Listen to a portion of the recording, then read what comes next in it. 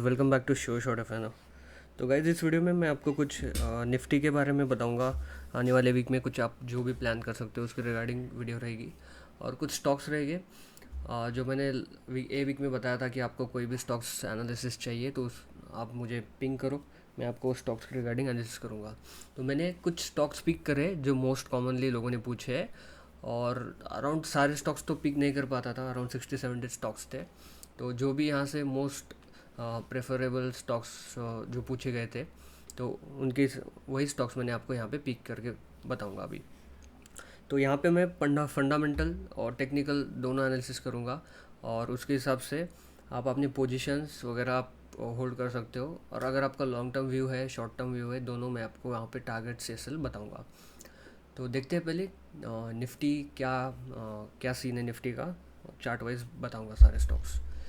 तो अभी निफ्टी अगर आप देखोगे, मैं हमेशा आपको बोला हूँ, अगर मार्केट को ऊपर से नीचे जाना है तो टॉप पे मुझे एक पैटर्न चाहिए, और अगर बॉटम से ऊपर जाना है तो बॉटम में पैटर्न चाहिए। तो अभी देख सकते हो टॉप में जब मार्केट आई तो वहाँ पे एक नेगेटिव पैटर्न बना, ऊपर से फॉल स्टार्ट हो गया। अब यहाँ से जब नीचे आ रहा है तो वापस यहाँ पे एक पैटर्न बना चुका है, एक बुलिश पैटर्न है। यहाँ पे आप देख सकते हो, यहाँ पे डब्ल्यू बॉटम पैटर्न है, डब्ल्यू वाला पैटर्न यहाँ पे बना चुकी है मार्केट। ये पहला बॉटम है, ये दूसरा बॉटम है। तो मार्केट को कहीं ना कहीं एक रिवर्सल सिग्नल दे चुकी है मार्केट। पर इसका मतलब ये नहीं होता है कि मार्केट कंटिन्यू तुरंत ऊपर जाएगी। अब नीचे आना है मतलब वापस मार्केट नीचे आते वक्त पुल बैक दिया, वापस ऊपर गई, फिर पुल बैक गया, ऊपर आई। तो यहाँ पे ऐसे ही टाइप करके मार्केट ऊपर जाएगी। तो अब यहाँ पे सिनारियोस क्या रह सकते हैं, तो टारगेट फिलहाल बताऊंगा मैं आपको निफ्टी का अभी के लिए 8-9% का यहाँ से मुझे अपसाइड लग रहा है, यहाँ पे अराउंड 1900 पॉइंट्स का। तो 1900 पॉइंट्स यहाँ पे निकल के आ रहे हैं हमारे 25,800 टू 26,000 के आसपास। तो अभी ये टारगेट्स हमारे पास है जो तुरंत नहीं आएंगे, ऐसे नहीं बोल रहा हूँ मैं। तो मार्केट यहाँ से एक मुझे कंसोलिडेशन एक्सपेक्टेड है, इसके बाद एक बड़ा ब्रेकआउट आया तो आप बिल्कुल यहाँ पे पैसा बना सकते हो।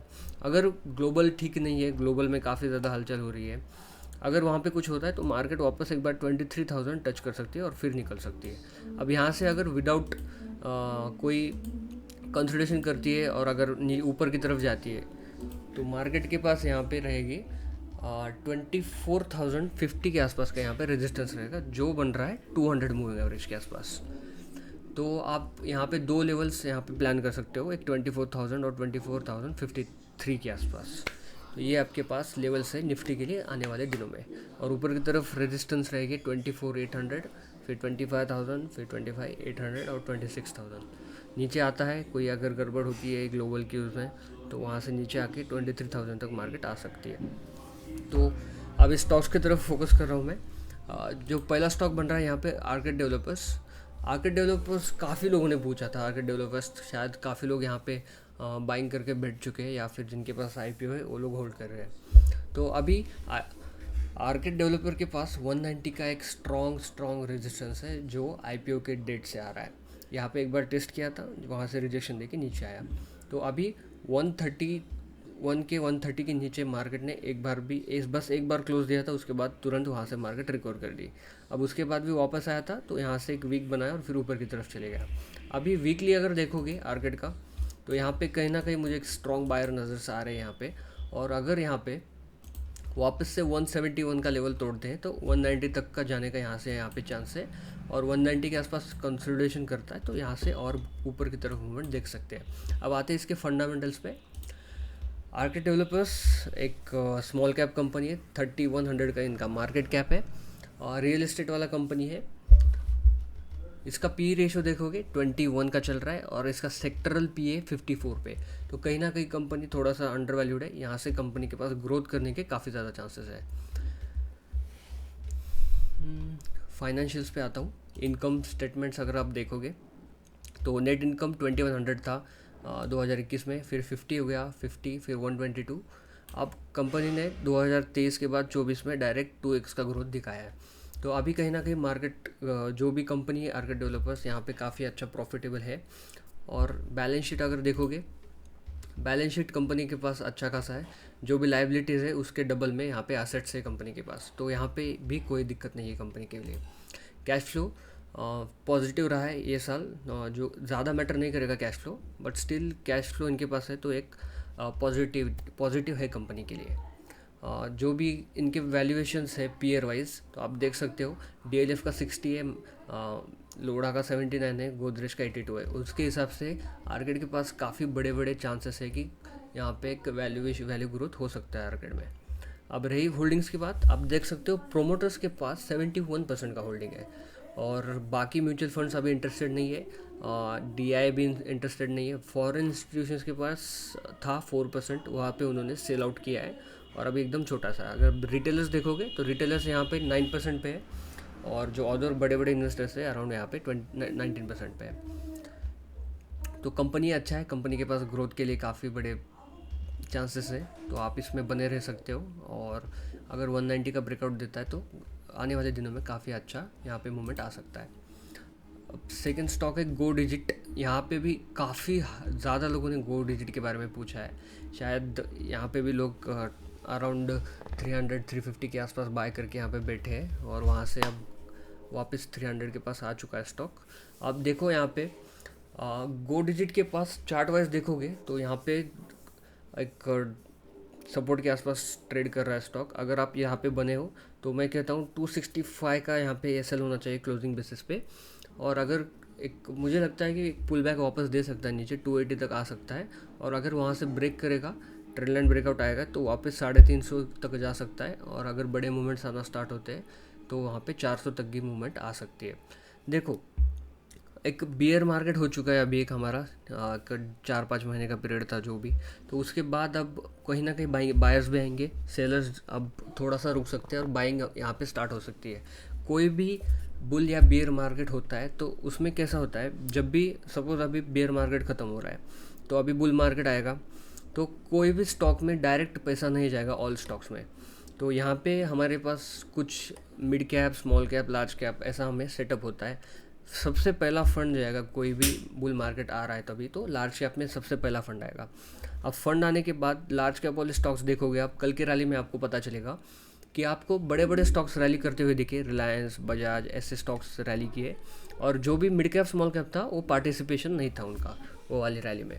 तो यही सीन होता है कि आपका पहला फंड जो भी FIIs DIs बाय करेंगे तो अभी बड़े वाले स्टॉक्स में बाय करेंगे, जो कि ब्लू चिप स्टॉक्स होते हैं, निफ्टी 50 वाले स्टॉक्स होते हैं।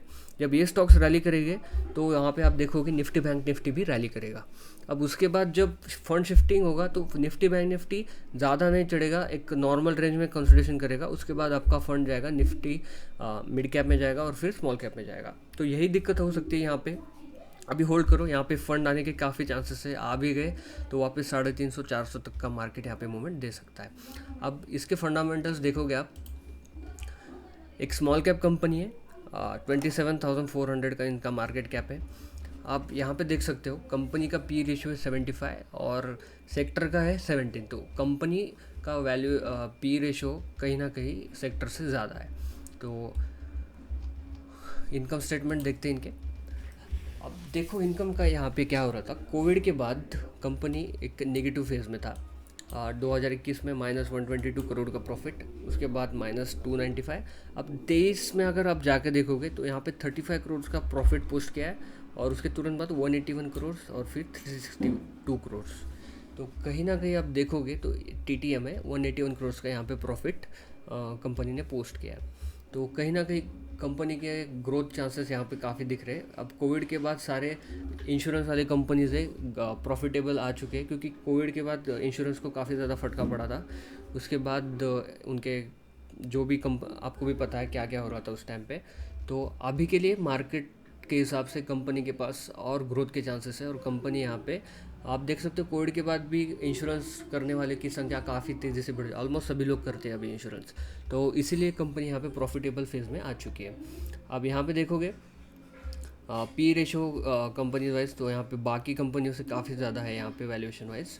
और होल्डिंग्स देखोगे प्रोमोटर के पास 73% का होल्डिंग है, फॉरेन इंस्टीट्यूशंस का होल्डिंग बड़ा है। तो कहीं ना कहीं ये सारे पॉजिटिविटी चांसेस है। क्यों चांसेस है? क्योंकि अगर यहाँ पे आप बैलेंस शीट देखोगे कंपनी का तो बैलेंस शीट स्ट्रॉन्ग बन रहा है, और यहाँ पे बाइंग्स भी लोगों की आ रही है। अब यहाँ पे आप रिटेलर्स भी देखोगे तो ऑलमोस्ट 1% भी रिटेल इन्वेस्टर इन्वॉल्व नहीं है, क्योंकि ऐसे स्टॉक्स में रिटेलर्स नहीं करता है। अब स्टॉक जब भाग जाते हैं तो फिर रिटेलर्स सोचता है कि यार हमने इसमें इन्वेस्ट क्यों नहीं किया है। तो आप इसमें ये वाले स्टॉक्स में बने रहो, आपको यहाँ पे गेंस मिलने के काफ़ी ज़्यादा चांसेस है। Just stick to the game और लॉन्ग टर्म के बारे में सोचो। नेक्स्ट स्टॉक है इन्फोसिस। इन्फोसिस भी काफ़ी लोगों का क्वेरी था इन्फोसिस रिगार्डिंग। अब इन्फोसिस आप देख सकते हो आईटी सेक्टर वाला कंपनी है, और आईटी सेक्टर में अभी सेक्टरल सर्विस वाला बिजनेस होने के कारण और जो भी टैरिफ वॉर चल रहा था, तो सबसे ज़्यादा आईटी को यहाँ पे तकलीफ़ आने वाली थी। उसके बाद आईटी में काफ़ी ज़्यादा फॉल आया। अब कहीं ना कहीं जाके इन्फोसिस एक सपोर्ट के आसपास रुका है। तो 1350 1400 का यहाँ पे तगड़ा यहाँ पे सपोर्ट है। जो भी यहाँ पे बायर से बाइंग इन्वॉल्व है, बाइंग करके होल्ड कर रहा है, आराम से होल्ड करो। कहीं ना कहीं मुझे आने वाले दिनों में यहाँ पे 1600-1800 तक के टारगेट नज़र आ रहे हैं शॉर्ट टर्म के बेसिस के ऊपर से। तो अभी यहाँ पे आप देखोगे इन्फोसिस का फंडामेंटल एनालिसिस, तो लार्ज कैप वाला स्टॉक है, रैंक करता है 7, एक बड़ा कंपनी है। अब यहाँ पे पुट रेशियो देखो कंपनी का है, पी रेशियो है 22 और सेक्टर का है 26। तो कहीं ना कहीं थोड़ा सा कंपनी पीछे है सेक्टर के हिसाब से। तो इसका अभी मैं इनकम स्टेटमेंट दिखाता हूँ आपको। मुझे थोड़ा सा यहाँ पे थोड़ा सा प्रॉब्लम लग रहा है इनकम स्टेटमेंट में।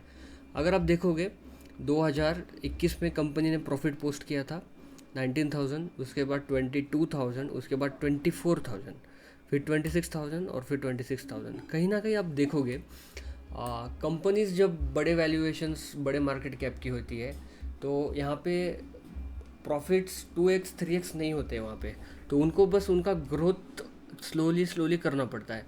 अगर आप देखोगे जो कंपनी 1000 करोड़ का मार्केट कैप है उसका, तो स्टॉक अगर 20 रुपये चल रहा है, तो उसको अगर 40 रुपये गया तो स्टॉक डायरेक्टली उसका मार्केट कैप डबल हो जाता है। तो यहाँ पे ये वाला सीन नहीं होता है, क्योंकि इनका ऑलरेडी मार्केट कैप अगर आप देखोगे तो अराउंड 6 लाख करोड़ का मार्केट कैपिटल है। तो वहाँ पे अगर नेट इनकम भी बढ़ाना है 24,000 से अगर बढ़ता है इनकम, तो 30,000 करने भी उनको काफ़ी ज़्यादा मेहनत करना पड़ता है, क्योंकि it's not an easy thing to post profits like 24,000 26,000 on continuous basis. तो यहाँ पे एक कंपनी के पास एक चैलेंज रहेगा कि ग्रोथ एस्पेक्ट कैसे रहेगा, यूएस में कैसा चल रहा है, क्योंकि इनका आईटी बिजनेस सारा मोस्ट ऑफ आ जाता है यूएसए की तरफ से। तो उनको यहाँ पे एक चैलेंज रहेगा, पर स्टॉक के हिसाब से एक फेयर वैल्यू पे मिल रहा है स्टॉक, आप यहाँ पे बाय कर सकते हो। रही बात इनकम की, जो आपको लॉन्ग टर्म, जिनको तगड़ा लॉन्ग टर्म होल्ड करना है वो आराम से होल्ड करो, उनको कोई दिक्कत नहीं है। पर अभी शॉर्ट टर्म के हिसाब से जो बाय कर रहे हो, एक स्टॉप लॉस लगा लो आप यहाँ पे अराउंड 1300 का स्टॉप लॉस रखो ऑन क्लोजिंग बेसिस। जो कि यहाँ पे एक फॉल आया था, उसके बाद से रिकवर किया था मार्केट। ऊपर की तरफ टारगेट रहेगी 1500, 1600, 1800। तो नेक्स्ट स्टॉक है मुक्का प्रोटीन्स। तो मुक्का प्रोटीन्स एक कंज्यूमर वाला स्टॉक है। तो आप देख सकते हो मुक्का प्रोटीन्स, अभी जो मैंने फ़िलहाल एक्सप्लेन किया था कि जो भी आपका फंडिंग आएगा, पहले लार्ज कैप, फिर मिड कैप, फिर स्मॉल कैप। मुक्का प्रोटीन्स एक बहुत छोटा कंपनी, अराउंड 900-1000 करोड़ का मार्केट कैप है कंपनी का। अभी कंपनी एक ट्रेंड लाइन फेस कर रही है कंटिन्यूस, एक टॉप से 56-57 के प्राइस से, और वहाँ से एक 34 तक अभी आसपास भाव चल रहा है कंपनी का। तो अभी जो भी यहाँ पे बना हुआ है होल्ड करके चलो, यहाँ पे सेल आउट मत करो। अगर यहाँ से एक ब्रेकआउट मिलता है हमें, तो लास्ट टाइम जैसा यहाँ पे मूवमेंट मिला था एक्सपेक्ट कर सकते हैं, वैसा ही मूवमेंट आ सकता है अगर बड़े बायर्स यहाँ पे इन्वॉल्व हो गए तो। और वॉल्यूम भी डेढ़ है पूरा का पूरा, आप देख सकते हो। यहाँ पे भी वॉल्यूम पहले डेढ़ ही था, जब वॉल्यूम आ गया तो यहाँ पे एक बड़े बड़े रैली हमने एक्सपेक्ट किए थे। तो अभी वापस से अगर ये वाला लेवल तोड़ता है 36-37 का, तो एक एक्सपेक्ट कर रहा हूँ मैं वापस 50 रुपीज़ तक स्टॉक जाए, और अगर बाइंग आता है तो वापस 56 तक भी स्टॉक जा सकता है।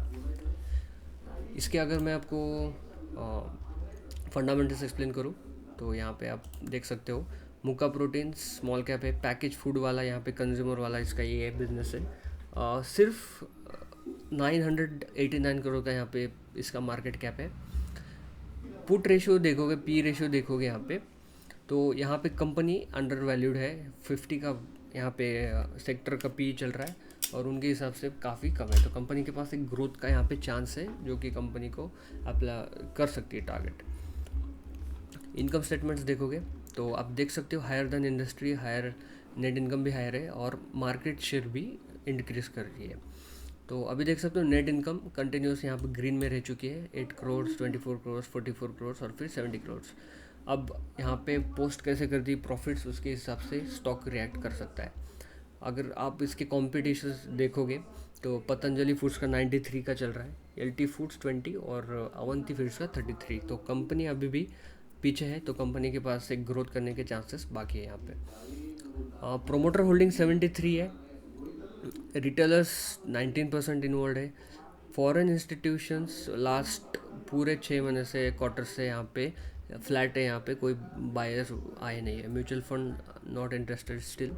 अब देखते हैं कंपनी अगर प्रॉफिट्स पोस्ट अच्छे करती है तो यहाँ पे एक रैली हमें मिल सकता है। तो यहाँ पे आप होल्ड करके चलो, स्टॉप लॉस रख के चलो अराउंड 28 का on closing basis. Next stock है Donear industries. Donear what is that? तो यहाँ पे चार्ट वाइज देखोगे तो काफ़ी चॉपी चार्ट लग रहा है मुझे यहाँ पे डोनियर का। तो यहाँ पे पूरा मतलब बायर सेलर का इन्वॉल्वमेंट है यहाँ पे। जो भी फ्लैट आता है पहले एक उसके बाद मूवमेंट आता है। यहाँ पर भी देखो कंसोलिडेशन करता है फिर मूवमेंट करता है, तो एक कंसोलिडेशन फेज में है अभी। तो मुझे यहाँ पे लग रहा है एक ए वाला रेंज रहेगा अराउंड 130 का, यहाँ पे मार्केट कंसोलिडेशन कर सकती है। अगर ये तोड़ती लेवल तो यहाँ पे ऊपर की तरफ मूवमेंट मिल सकता है। अब इसके फंडामेंटल्स देखोगे, सिर्फ 600 करोड़ का मार्केट कैपिटल है, पुट रेशियो पी रेशियो चल रहा है 13 का, सेक्टर का चल रहा है 35। इनकम स्टेटमेंट्स देखोगे, कंपनी नया लॉन्च हुआ है तो नेट इनकम 34 करोड़ का है, अच्छा है, प्रॉफिट भी फर्स्ट ईयर में। बैलेंस शीट देखोगे 700 करोड़ के एसेट्स से, लाइबिलिटीज़ 500 करोड़ के। तो assets are more than liabilities और कंपनी के पास कैश फ्लो भी पॉजिटिव है। तो अभी प्रोमोटर होल्डिंग देखोगे 75% का ऑलमोस्ट प्रोमोटर होल्डिंग है, म्यूचुअल फंड्स नहीं है और डी नहीं है, और रिटेलर्स से यहाँ पे 13% और अदर पार्टी से 12%। तो कहीं ना कहीं स्टॉक नया होने के कारण यहाँ पे बड़े बड़े फंड मैनेजर्स का यहाँ पे कोई अभी रोल दिखाई नहीं दे रहा है। तो अब जो भी होल्ड कर रहा है कंपनी को देखो, अराउंड 96 क्लोजिंग बेसिस पे होल्ड करो एसएल का, और अगर चढ़ता है ऊपर की तरफ तो 140, 150 और 170 की तरफ स्टॉक मूवमेंट कर सकता है। अब नेक्स्ट स्टॉक है हमारा एटर्नल है जोमेटो वाला। जोमेटो के भी काफ़ी ज़्यादा मुझे लोगों के मैसेजेस आए थे कि जोमेटो का एक्सप्लेनेशन चाहिए उनको। तो आप जोमेटो देखोगे, काफ़ी लोगों ने क्या किया था, एक न्यू एज कंपनी है, ठीक है जोमेटो, तो बिज़नेस भी उनका न्यू एज है, जो भी डिलीवरी है अभी पूरे सिर्फ मेन सिटीज़ में चलता है, पूरे कंट्री में अभी आया नहीं है। तो स्टॉक अभी बहुत अच्छे से परफॉर्म कर रहा है। आप देख सकते हो, मैं इसका ये जो फॉल क्यों आया था और ये राइज़ क्यों आया, मैं ये भी आपको इसका फंडामेंटल्स में एक्सप्लेन करूँगा। तो टेक्निकल्स के हिसाब से अभी प्राइजेस आ रही है, अगर 240 ब्रेक करता है और 250 ब्रेक करता है तो वहाँ पे 300 की तरफ स्टॉक मूवमेंट कर सकता है। आप यहाँ पे स्टॉक लॉन्ग टर्म के लिए बने रहो स्टॉक में। अब इसका फंडामेंटल्स आप देखोगे, स्टॉक है large cap, 2 lakh crore plus का इसका मार्केट कैपिटल है। कंपनी का पी रेशियो देखो आप 316 है, और सेक्टर का पी है -127। सेक्टर को काफ़ी ज़्यादा बीट कर रहा है, क्योंकि सेक्टर के हिसाब से कंपनी काफ़ी बढ़िया परफॉर्म कर रही है और पूरे सेक्टर को लीड कर रही है। आप स्विगी देखोगे, पीबी इन्फोटेक देखोगे, इन्फो एज देखोगे, उनके हिसाब से कंपनी काफ़ी ज़्यादा आगे बढ़ चुकी है और कंपनी एक अच्छा काम कर रही है। अब अच्छा क्यों बोल रहा हूँ मैं, इनकम स्टेटमेंट्स पे अगर मैं इनके आता हूँ, प्रॉफिटेबल ग्रोथ कैसे दिखा रही है देखो कंपनी। पहले जब कंपनी आई थी 2018 के से रिकॉर्ड है यहाँ पे, -100 करोड़ का प्रॉफिट था। उसके बाद नेट इनकम -1000 करोड़ के आसपास गई, फिर -2300 गई, जो कि कोविड का टाइम था, वहाँ पे कैश बंद पूरे लोगों ने किया था सारे कंपनीज में। ओके, तो 2021 में -800, फिर 22 में -1200, फिर 23 में -900 950 करोड़, और 24 में देखोगे तो 351 करोड़ पॉजिटिव कंपनी में यहाँ पे पोस्ट किया प्रॉफिट। अब इसका यही रीज़न है, जब कंपनी कोई भी निगेटिव में से पॉजिटिव 300 करोड़ का पॉजिटिव यहाँ पे प्रॉफिट करेगी, तो यहाँ पे आपको चार्ट में ये वाला मूवमेंट नज़र क्यों नहीं आएगा। ये सिंपल सी चीज़ है, आप लोग सोचो, जब स्टॉक नेगेटिव परफॉर्म कर रहा था तो स्टॉक का देख सकते हो आप, जब भी आया था 150 से डायरेक्ट आया था अराउंड 40 के आसपास, तो 40 से स्टॉक जाता है 300 क्यों जाता है, तो कंपनी अगर नेगेटिव काम कर रही थी उसके हिसाब से फॉल आया। और जब पॉजिटिविटी कंपनी ने पूरा मार्केट एक्विजिशन किया, जो भी उनके पॉजिटिव एस्पेक्ट्स हो गए कंपनी में, वहाँ से आप देख सकते हो एक कितना बड़ा रैली आया है कंपनी में। तो एक न्यू एज कंपनी, इसका पी रेशो छोड़ के बाकी कुछ यहाँ पे रोल नहीं है, बट नेट इनकम आप देख सकते हो ईयर वाइज काफ़ी अच्छा इंप्रूवमेंट हुआ है और 500% का ग्रोथ दिया है बस एक ईयर में। तो कहीं ना कहीं जाके अब थोड़ा सा मार्केट के हिसाब से सेटल होगी, क्योंकि बोला है मैंने, जो पहले मार्केट कैपिटल छोटा था उसको उन्होंने डबल आउट किया, ट्रिपल आउट किया, तो स्टॉक का रैली हुआ। तो अभी मार्केट कैपिटल लाख करोड़ में पहुंचा है, तो उसको 2x करने में टाइम लग सकता है। तो उसके हिसाब से स्टॉक अगर आप देखोगे तो ये कंसोलिडेशन फेज में रह सकता है काफ़ी दिनों के लिए। अब कंपनी अगर और कुछ ब्लिंकिट वगैरह रोल आउट करते हैं और अच्छे से, तो यहाँ से एक बड़ा मूवमेंट मिल सकता है अगर कुछ न्यूज़ आता है तो अभी फ़िलहाल के लिए लेवल से ये 250 के 200 to 250 के बीच में कंसोलिडेशन कर सकता है स्टॉक। अब नेक्स्ट है डिलीवरी। अब ये भी न्यू एज कंपनी है। अगर आप डिलीवरी देखोगे तो आईपीओ आने के बाद 680-700 के आसपास का है हमारा है, और अभी चल रहा है 280 के आसपास। तो दिक्कत यही है, अब जोमेटो का देखोगे तो यहाँ पे पहले 150 गया, फिर 40 आया, अभी इनका भी सेम हो रहा है, 700 गया, अब 280 आ गया। अब यहाँ पे आप इनके फंडामेंटल्स देखोगे, डिलीवरी का स्मॉल कैप में आता है 21,000 करोड़ के आसपास इनका मार्केट कैपिटल। लॉजिस्टिक्स वाला बिजनेस है, ट्रांसपोर्ट वाला बिजनेस है। अब इनका पी रेशियो देखो 991 है और सेक्टर का है 42। अब न्यू एज कंपनी का यही सीन है, कैश आउट बर्न आउट ज़्यादा हो रहा है और पी रेशियो यहाँ पे इनके काफ़ी ज़्यादा ऊपर की तरफ है। तो अभी इनकम स्टेटमेंट्स आप देखोगे, नेट इनकम था -1700, -268, -400, -1000, फिर से -1000, और अब आइए -249 पे। अब कैसा होता है, कोई भी स्टॉक आप उसके बेटर अच्छे वक्त में इन्वेस्ट करोगे तो आपको स्टेडी रिटर्न देगा कि 20%, 15%, 30-50% तक का रिटर्न दे सकता है। पर जोमेटो जैसा स्टॉक देखोगे, जो लोगों ने 40 रुपीज़ पे उसको ट्रस्ट करके, कंपनी पे भरोसा करके, कंपनी के फाइनेंशियल स्टडी करके इन्वेस्ट किए थे, उनका पैसा 500% से वहाँ पे उनको राइज हो गया। तो अभी कहीं ना कहीं अगर जो रिस्क टेकर्स है, जो जिसको बैलेंस शीट्स वगैरह पढ़ने आता है, कंपनी के जो भी कॉल्स देखता है, तो उसको अगर पता है कि कंपनी में क्या हो रहा है, तो मुझे तो पास्ट का ही पता है, अभी 2024 का उन्होंने प्रॉफिट पोस्ट किया है -249 करोड़, पर 23 में था -1000 करोड़। तो कहीं ना कहीं 800 करोड़ पॉजिटिव में आ चुकी है कंपनी। तो अगर यहाँ से आप बाय करते हो, कंपनी पे ट्रस्ट करके होल्ड करते हो, तो आपको यहाँ पे बड़े रिटर्न्स मिलने के काफ़ी ज़्यादा चांसेस है। तो अभी एसेट्स भी देखोगे तो लाइबिलिटीज़ के हिसाब से एसेट्स है 11,000 करोड़ और लाइबिलिटीज़ है 2300 करोड़। तो एकदम परफेक्ट सीन है यहाँ पे। एसेट्स भी एकदम अच्छे से मैनेज कर चुकी है कंपनीज। कैश फ्लो भी यहाँ पे ठीक है, -90 करोड़ से -630 करोड़ था, उसके हिसाब से भी कैश फ्लो भी अच्छा मैनेजमेंट हो रहा है। तो यहाँ पे प्रोमोटर होल्डिंग 0 है। FIS 52% पे खड़ा है और FIS सेल आउट कर रहा है ऊपर से। अभी देखोगे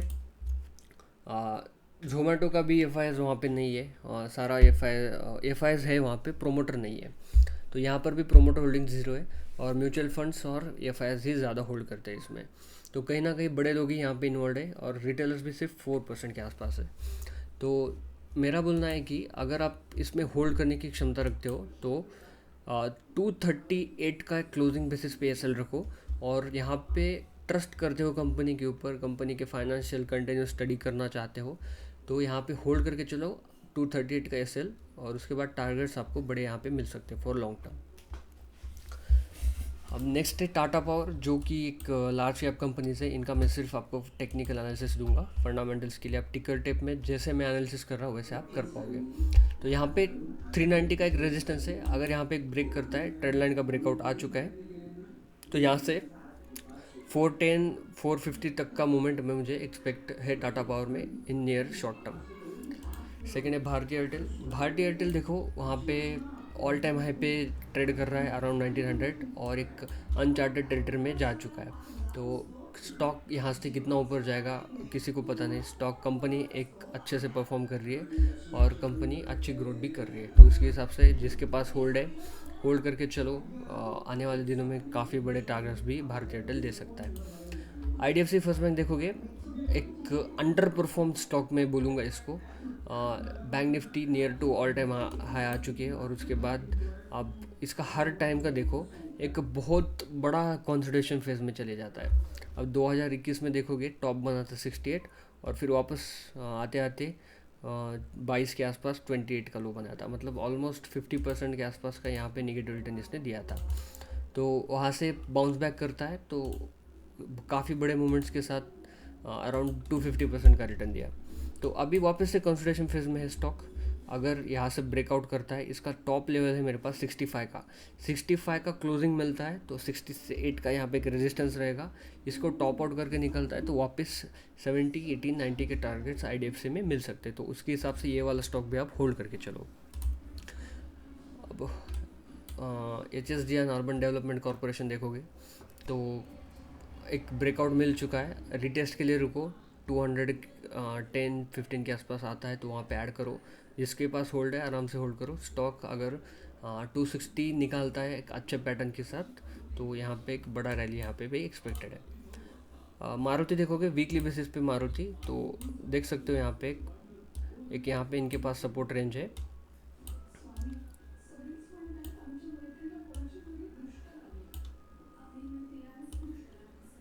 मारुति के पास एक जो उनका लोअर लो था, हायर लो बना चुकी है मारुति। तो यहाँ पे 12,000 के आसपास का रेजिस्टेंस है। अगर ये ब्रेक करती है तो वापस ऊपर की तरफ रैली कर सकता है मारुति। तो यहाँ पर भी जो भी बने हैं मारुति में। और किसने पूछा था कोई ऑप्शन भी होल्ड कर रहा है मारुति का, तो देखो यहाँ पे तुरंत रेजिस्टेंस है। जब तक ये वाला लेवल नहीं तोड़ेगा मारुति ऊपर की तरफ नहीं जाएगा, और वापस एक बार नीचे की तरफ आने के चांसेस मुझे लग रहे हैं मारुति में। अब रही बात टाटा स्टील की, मेटल 2 दिन से काफ़ी ज़्यादा अच्छे से मूवमेंट कर रहा है मेटल। तो मेटल के पास मुझे थोड़ा सा पुल बैक एक्सपेक्ट कर रहा हूँ मैं मेटल में। तुरंत अगर ऊपर भी जाता है तो मैं प्रेफर नहीं करूँगा कि आप यहाँ पे टॉप मतलब ऊपर की तरफ ऑप्शंस में तो एटलीस्ट एंटर करो। तो you can hold for long term. Stock wise देखोगे तो यहाँ पे एक सपोर्ट पे खड़ा है 125 120 के क्लोज का एसएल रख सकते हो, और आप आने वाले दिनों में यहाँ पे भी मूवमेंट एक्सपेक्ट कर सकते हो। अब HDFC में AMC देखो तो एक ट्रेंड लाइन का ब्रेकआउट ऑलरेडी दे चुकी है, और 4200 का रेजिस्टेंस था, उसके ऊपर भी यहाँ पे एक क्लोज मिल चुका है। अब ऊपर की तरफ जा सकता है 4600 तक का, एक 4300 पे एक रुक सकता है, उसके बाद 4600 तक का ओपन स्पेस है जाने के लिए HDFC AMC को। अब जो भी जिसको स्टॉक्स चाहिए आने वाले वीडियो में एनालिसिस करने के लिए, तो आप कमेंट करो। आने वाले वीडियोस में ऐसे ही मैं वीकली बेसिस पे आपको फंडामेंटली और टेक्निकल्स आपके पास जो स्टॉक्स है उनका एनालिसिस करके मैं पोस्ट करते रहूँगा। Okay guys, thank you for watching.